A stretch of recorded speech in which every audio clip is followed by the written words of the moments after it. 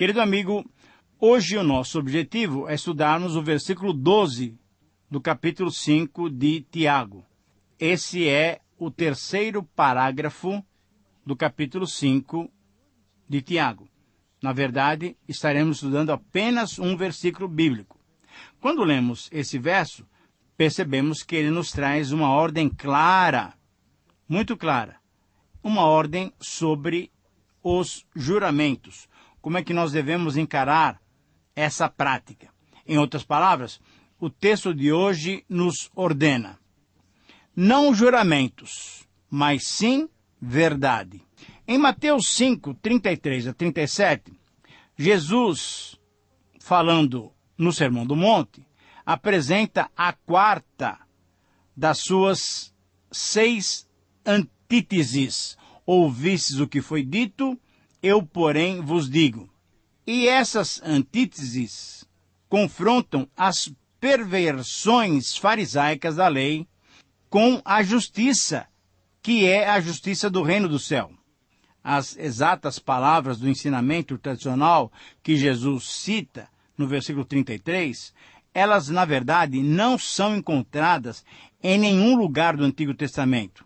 O que aconteceu é que essas palavras foram criadas de afirmações como, por exemplo, aquelas lá de Levítico 19, 12 e Números 32, em que se ouvia: nem jurareis falso pelo meu nome, pois profanaríeis o nome do vosso Deus? A abordagem dos juramentos pela lei era semelhante à abordagem do divórcio. Veja bem, entenda bem isso agora. A aliança mosaica nunca ordenou o divórcio. Ela simplesmente procurou regulamentar e restringir aquilo que já era praticado. Assim também, a lei mosaica não deu origem aos juramentos, nem ordenou ao povo de Israel que jurasse. Mas ela regulamentou, ela indicou que quaisquer juramentos feitos teriam que ser em nome de Deus, conforme Deuteronômio 6:13 e 10:20. E, logicamente, sendo juramentos feitos em nome de Deus, não poderiam ser falsos, conforme Levítico 19:12, e Zacarias 8:17 e Malaquias 3:15. Veja que por todo o Velho Testamento, por todo o Antigo Testamento, nós temos orientações para coibir os juramentos falsos e não instituindo a prática de juramentos. Agora, essas restrições nunca foram para serem entendidas como permissões para mentir, quando não estavam sob juramento.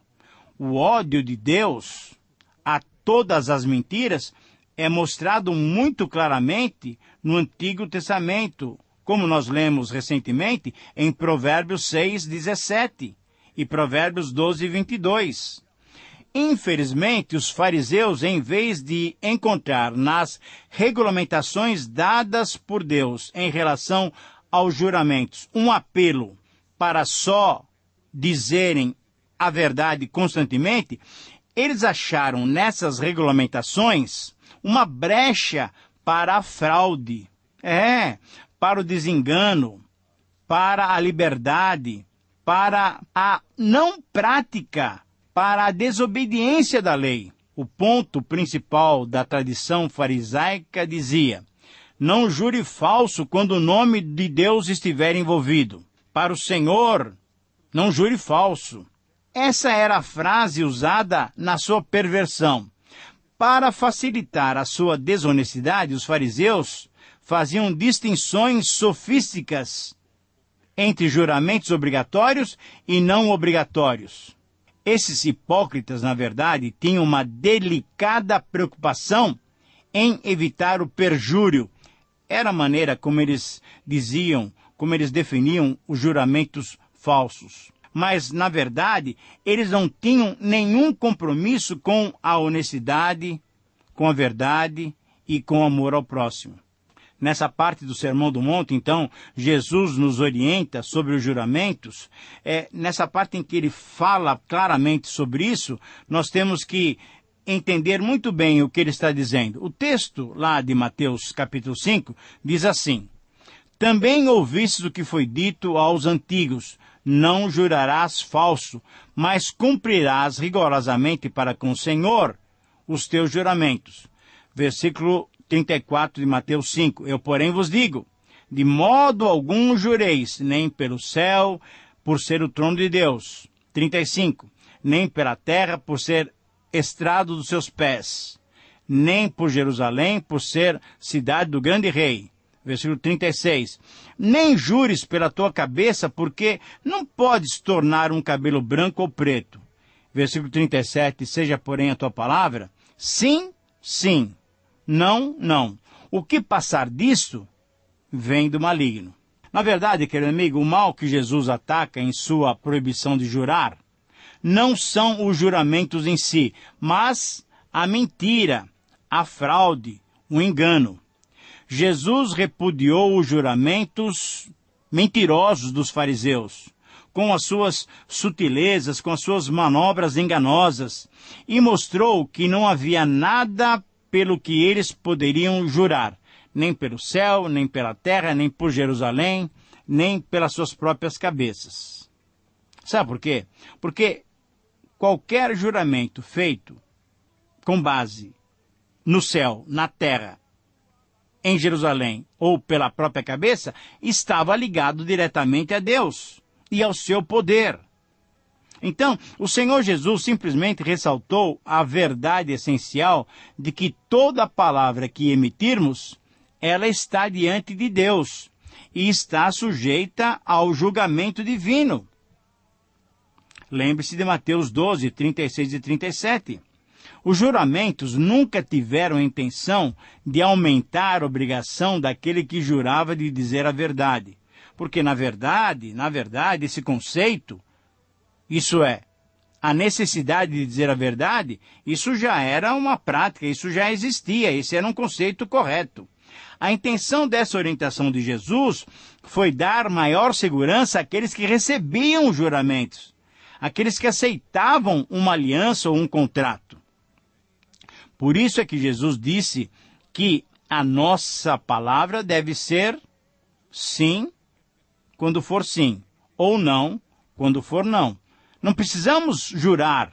Se a nossa palavra for uma palavra fiel, quando é sim, quando é não. Mas, afinal, que lições práticas podemos aprender dessas recomendações? Alguns têm visto aqui uma sólida advertência contra o mau uso das palavras. A lição que aprendemos e temos que reconhecer é que, na verdade, a nossa geração, a geração atual, não tem respeitado esse princípio de usar bem as palavras. A preocupação fundamental do nosso Senhor Jesus, então, é com a honestidade, com a verdade e com a lealdade. O que devemos ao nosso irmão e ao nosso próximo é a verdade em todas as nossas palavras. Há muitas tentações para mentir e para ser infiel. Há muitas tentações para jurarmos falsamente. Temos a prática de esticar a verdade até que ela se rompa. Egoísmo ou desejos pecaminosos nos instigam a quebrar os votos solenes do casamento, por exemplo. Nós somos estimulados a esquecer como sem importância as promessas do dia a dia que fazemos aos outros. Nós somos estimulados pela própria sociedade a não cumprirmos os nossos compromissos, os contratos, os acordos que fazemos. Existem muitos cristãos que não pagam suas contas em dia. Compromissos que deveriam ser respeitados. Alguns cristãos mancham a sua integridade por acusações sem fundamento e declarações sem apoio. Mancham sua reputação por quebra de compromissos. Outros desgastaram a sua própria honra por compromissos não realizados, feitos e não cumpridos. Agora, tal procedimento é inaceitável para um cidadão do reino. servimos a um Deus que não pode mentir e temos que desenvolver o seu serviço em honestidade e verdade transparentes. Então, diante dessas verdades e considerando o texto de Tiago 5,12, o título sugerido para a nossa reflexão é Orientações seguras sobre os juramentos. Eu repito, Tiago 5,12 tem como título Orientação segura sobre os juramentos. Querido amigo, quando consideramos de forma ampla esse assunto, lembramos que uma das qualificações que Deus exige dos cristãos é que sejam amigos do bem. E, especificamente, ele exige esse pré-requisito dos líderes. Veja, por exemplo, em Tito, capítulo 1, versículo 8. Muitas vezes, em nossos estudos, detalhamos e enfatizamos muito mais algumas características do que outras. Algumas dessas características são facilmente medidas do que outras características que não são tão tangíveis assim, não são tão mensuráveis assim. Agora, não devemos diminuir a importância de nenhuma exigência que Deus fez. Líderes e todos os cristãos, todos os discípulos de Cristo, farão bem em medir e em meditar no significado do requisito que nos mostra o dever de sermos amigos do bem. A palavra grega traduzida, ou a frase grega traduzida por amigos do bem, traz a ideia de ser amigável em relação às coisas boas e excelentes, de amar tudo o que é verdadeiramente bom. Se parece fácil amar o bem, pense um pouquinho na maneira que a Bíblia coloca a amizade contra a inimizade. O ponto aqui não é de meramente gostar mais de algumas coisas enquanto continuamos gostando de coisas erradas. Não. Não é gostar mais das coisas boas enquanto continuamos gostando das coisas erradas. Não. É Tiago quem nos chama a atenção com muita objetividade e clareza. Infiéis, não compreendeis que a amizade do mundo é inimiga de Deus? Aquele, pois, que quiser ser amigo do mundo, esse constitui-se inimigo de Deus. Tiago 4:4. Querido amigo, mesmo entre cristãos, é difícil aprender como detestar o mal e amar o bem, como Deus o faz. Enquanto procuramos ser pessoas santificadas, não mantendo comunhão com as obras das trevas, enfrentamos constantes tentações de aceitar as ideias pecaminosas que o mundo nos traz. Então, esse pré-requisito serve para todos os cristãos, e não somente para os líderes. Amigos do bem é um dever de todos nós que carregamos com muito privilégio o nome de cristãos. Consideremos somente 2 exemplos das diversas maneiras que o mal pode penetrar os nossos pensamentos. Por exemplo, mentirinhas, uma frase tão corriqueira aqui no nosso país. Isso foi apenas uma mentirinha. O ensinamento bíblico sobre a honestidade é totalmente claro, porque é difícil entender como alguns supostos seguidores de Jesus justificam suas mentiras. Como lemos anteriormente, foi Jesus quem disse: seja, porém, a tua palavra sim, sim, não, não. O que passar disso vem do maligno. E Paulo, desenvolvendo essa palavra do Senhor, também nos orienta. Por isso, deixando a mentira, fale cada um a verdade com o seu próximo. Por quê? Porque nós somos membros uns dos outros. Efésios 4:25. Há situações em que podemos e devemos recusar responder algumas perguntas inapropriadas, que outras pessoas até fazem para nós, mas a mentira? Não. A mentira nunca deve sair da boca do servo de Deus.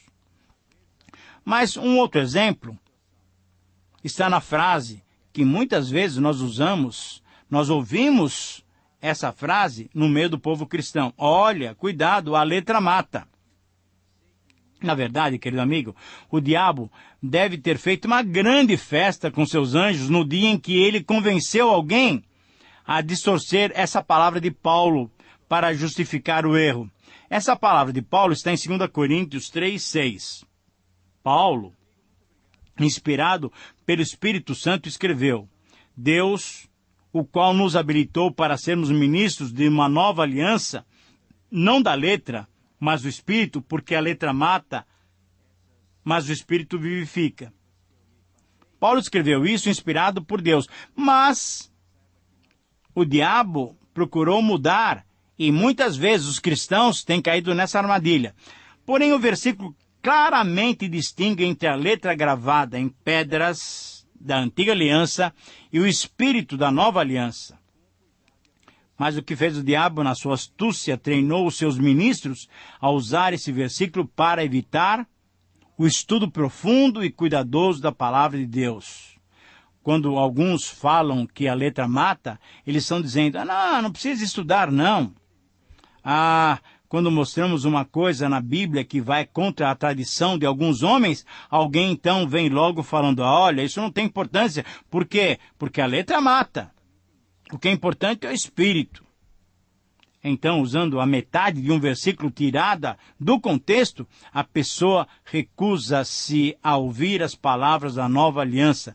Recusa-se a estudar, desobedecendo a recomendação bíblica de examinarmos as Escrituras. Ao invés de atendermos à sagaz intenção do diabo, devemos estudar profunda e cuidadosamente tudo o que o Espírito Santo revelou no Novo Testamento. Muito bem, com esses dois exemplos e considerando os textos que citamos e examinamos, o princípio que percebemos nesse pequeno, mas fundamental versículo é visto nessa frase. Todo cristão maduro deve seguir a orientação bíblica sobre os juramentos. Nesse texto, nós temos 3 considerações a fazer sobre os juramentos.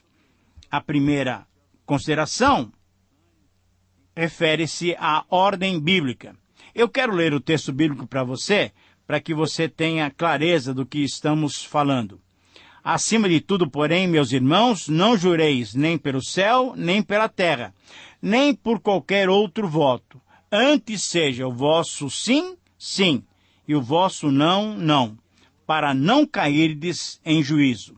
Então, a primeira consideração refere-se à ordem bíblica. Qual é a ordem? Não jureis, nem pelo céu, nem pela terra, nem por qualquer outro voto. A segunda consideração refere-se à razão da ordem bíblica, para não cairdes em juízo. Afinal, por que o Novo Testamento não aprova o juramento? Por pelo menos 3 razões. Porque o juramento tende a invocar o nome de algo ou alguém superior a si mesmo para dar crédito àquela palavra que está falando. Segundo, porque já havia no Antigo Testamento muitas dificuldades nessa prática dos juramentos. E terceiro, porque a nossa palavra deve ser confiável, dispensando qualquer juramento para confirmá-la. Em terceiro lugar, uma outra consideração que devemos fazer com relação ao juramento refere-se ao estímulo para cumprirmos essa ordem bíblica. O encorajamento é o seguinte: seja sim o vosso falar, sim, sim, ou não, não. Tiago, seguindo o exemplo de Jesus, exige então do cristão que ele seja absolutamente fiel e digno de confiança em todas as suas palavras. Por quê? Porque Deus é quem vai nos julgar. E Ele vai nos julgar por toda e qualquer palavra.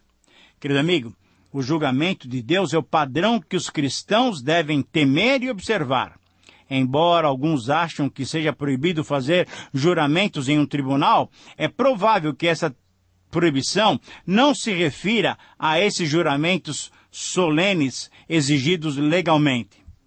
A maneira pela qual devemos agir em relação aos juramentos proibidos é entender que a referência feita aqui é que nós devemos falar somente a verdade.